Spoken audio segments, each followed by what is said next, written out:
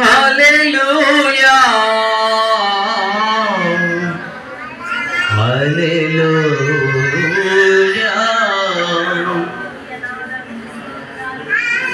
మన హృదయములలో సమాధానము నింపు దేవుడు. మన జీవితములో మనలను ఆశ్చర్యకరమైన స్థలములోనికి నడిపించు దేవుడు.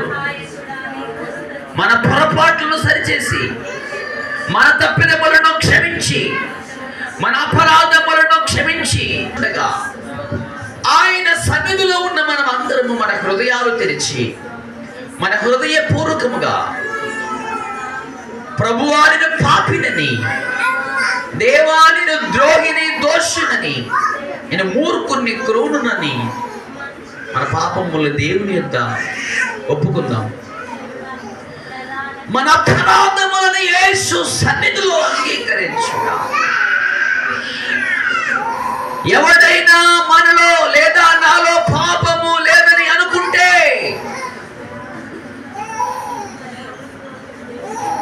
తమను తాము మోసం చేసుకున్నట్లే. సార్లు నీ మీద అసహ్యం కలిగిన ఎన్నో అపరాధాలు నీ జీవితంలో చోటు చేసుకున్నాయి. నీ మనస్సాక్షి చెబుతుంది నువ్వు ఎంత ద్రోహివో.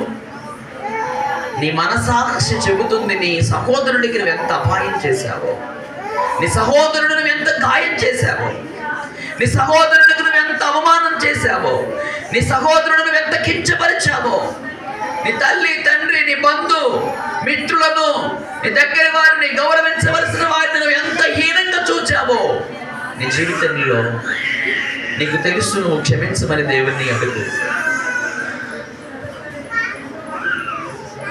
దేవుడు క్షమిస్తే నీ మార్గములు సరళింపబడతాయి.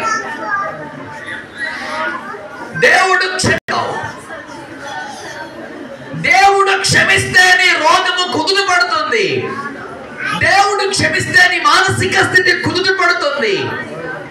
దేవుడు క్షమిస్తే నీ కృంగుదల నుంచి బయటికి వస్తావు.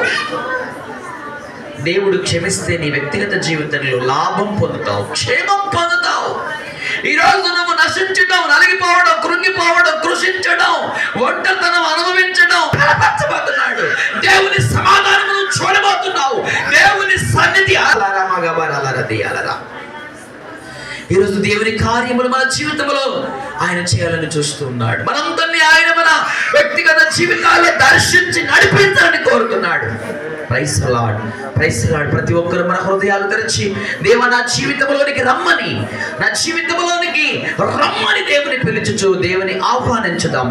మనల్ని వ్యక్తిగతంగా నడిపించి మన చేపట్టి ముందుకు తీసుకుని వెళ్ళే దేవునికి మనల్ని సమర్పించుకుందాం. మారాల మన దోషముల అపరాధములు ఒప్పుకుంటూ కళ్ళు మూసుకొని దేవుని పాడుచు గానము చేద్దాం, దేవుని కీర్తించుదాం. నీ కృప చేతనే నన్ను బ్రతికించితివి యేసయ్యా, నీ కృప చేతనే నా జీవితం నీ పాదాలకే అంకితం. ఇది నీవిచ్చిన జీవితం నీ పాదాలకే అంకితం,